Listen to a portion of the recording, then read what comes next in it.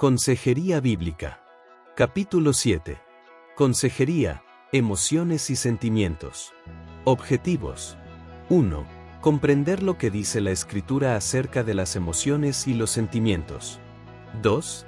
Aplicar una buena teología de las emociones en el aconsejamiento. Introducción. Dedico todo un capítulo al tema de las emociones y los sentimientos debido a que nos encontramos en la posmodernidad, una era que realza lo subjetivo a expensas de lo objetivo. Muchas veces se justifica el pecado y el no arrepentimiento usando como excusa las emociones y los sentimientos, por lo que me parece que es de suma importancia analizar lo que nos dicen las Escrituras al respecto. Definiendo las emociones y los sentimientos. Es importante diferenciar entre emociones y sentimientos. Las emociones, según el diccionario de la Real Academia Española, se refieren a una alteración del ánimo intensa y pasajera. Es decir, se refiere a lo que sentimos en determinado instante. Entre las diversas emociones primarias podemos citar la alegría, el enojo, la tristeza, el miedo, etc. En cambio, un sentimiento es un estado afectivo del ánimo producido por causas que lo impresionan vivamente. A diferencia de las emociones que son instantáneas, los sentimientos es un estado en que está la persona. Teología de las emociones y los sentimientos. Las emociones y los sentimientos son buenos en sí mismos. Dios nos hizo así.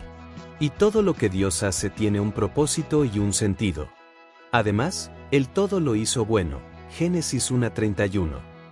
La capacidad de sentir es una bendición de Dios. Mediados por esta capacidad de sentir podemos mostrar afecto, sentir gozo, mostrar compasión, hacer misericordia y muchas cualidades esenciales de la vida cristiana. Por medio del sentir es que podemos cumplir con el mandato, gozaos con los que se gozan, llorad con los que lloran, Romanos 12:15. Pero si hacemos de la capacidad de sentir el bien supremo de la humanidad, esto no es otra cosa que simple y llano hedonismo. Debemos aprender a ejercer una buena mayordomía de nuestros sentimientos y emociones, esto es parte de la imagen de Dios del ser humano, nuestro Dios es un Dios emotivo. Dios es un Dios de gozo, dice Sofonías 3:17 que, Él, se gozará sobre ti con alegría, callará de amor, se regocijará sobre ti con cánticos. Es un Dios que se enoja, Juan 2:13-22, que llora, Juan 11:35, que se compadece, Mateo 9:36, 14:14, 15:32, y que en toda la Escritura nos deja ver su amor hacia nosotros, expresado en sumo grado al enviar al unigénito a morir en la cruz por nosotros, Juan 3:16. Por esa capacidad de sentir podemos sentirnos tristes por el pecado cometido a otros y por el propio y de esta manera llegar al arrepentimiento. Por esta capacidad nos indignamos ante el dolor ajeno y los males sociales como el racismo, la xenofobia, el machismo, etc. Tenemos que ver a las emociones y sentimientos como aliados, no como enemigos. Dios nos hizo de esta manera con un propósito. Cada una de las emociones que sentimos tiene un propósito determinado. Hay personas que por tener una lesión en el córtex frontal pierden la capacidad de sentir emociones, estas tienen un humor agradable pero no son conscientes del uso del tiempo ya que no sienten la presión de este, no conocen sus preferencias, ni sienten motivación, no pueden entender las emociones de los otros y son desinteresados o atrevidos en la relación con los otros. Son como el androide Data de Viaje a las Estrellas, la nueva generación, Star Trek, que no puede entender las emociones humanas ni mucho menos sentirlas. Las emociones, las puso Dios en nosotros y tienen un propósito dentro de nuestro desenvolvimiento diario. El miedo nos avisa que hay un peligro ante el cual debemos huir, el enojo nos indica que hay una amenaza y nos da el vigor para defendernos de él, la tristeza busca que nos recuperemos, la alegría nos hace sentirnos bien y por tanto nos ayuda a recuperarnos del estrés del diario vivir y de la enfermedad, y así, cada una de las emociones tiene su función en nuestra vida. Ahora, hay que reconocer que con la caída del hombre, ésta también depravó nuestras emociones y sentimientos, y que ellas también han sido contaminadas con el germen del pecado. Por ello, en reacción a nuestras emociones primarias nos conducimos muchas veces en forma pecaminosa, y muchos de nuestros sentimientos como el odio y el resentimiento son verdaderos pecados según la Escritura. Los problemas emocionales. No podemos hablar bíblicamente sobre problemas emocionales. Cuando una persona está deprimida, ansiosa, hostil, etc., el problema no reside en sus emociones sino en la forma como se comporta, respondiendo a sus emociones. Las personas se sienten mal a causa de sus malas acciones. Génesis 4:6-7 o Primera de Pedro 3:16. Las emociones son buenas, es parte de lo que Dios nos dio. Nuestro problema radica en cómo manejamos las emociones, es decir, en cómo actuamos según nuestras emociones. Por supuesto que hay emociones y conductas que son pecado, pero esto se debe a un manejo pecaminoso de nuestra emoción, y por otro lado, hay sentimientos que también son pecado delante de Dios. Una buena mayordomía de las emociones incluye el sentir y actuar adecuadamente. Las emociones se deben sentir pero sin pecar. Si se reprimen las emociones podemos enfermarnos o acumularse hasta que explotamos. Por ello deben expresarse de manera sana. Jesús se enojó, pero porque la gloria de Dios fue opacada, solo Él puede enojarse sin pecar. Aún así las Escrituras nos llaman a enojarnos sin pecar. Efesios 4:26. Igualmente podríamos hablar de manejar adecuadamente emociones como la tristeza, el gozo, el miedo, etc.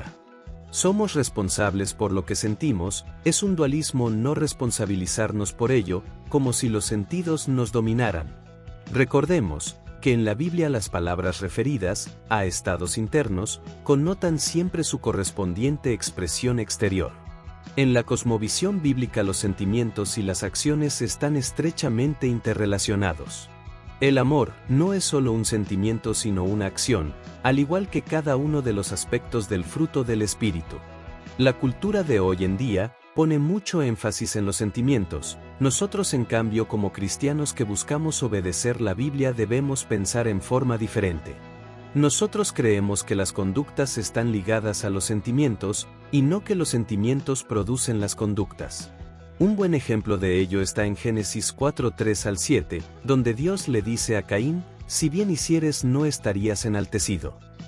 Hoy en día una respuesta común sobre por qué no se actúa es que no me nace. Esto es solamente una excusa y una rebeldía contra Dios. Un cristiano debe actuar conforme al bien y esto producirá sentimientos positivos. Conclusión. Los sentimientos no deben ser ignorados. Dios los dejó porque son una señal que nos evidencia que hay un problema.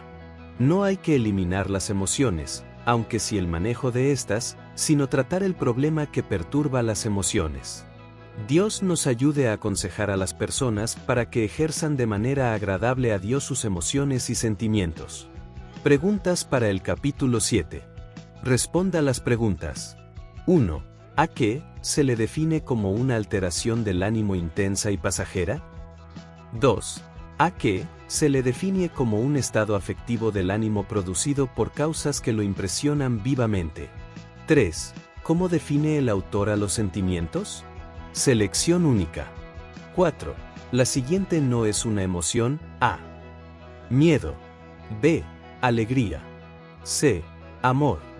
Defina si es falso o verdadero. 5.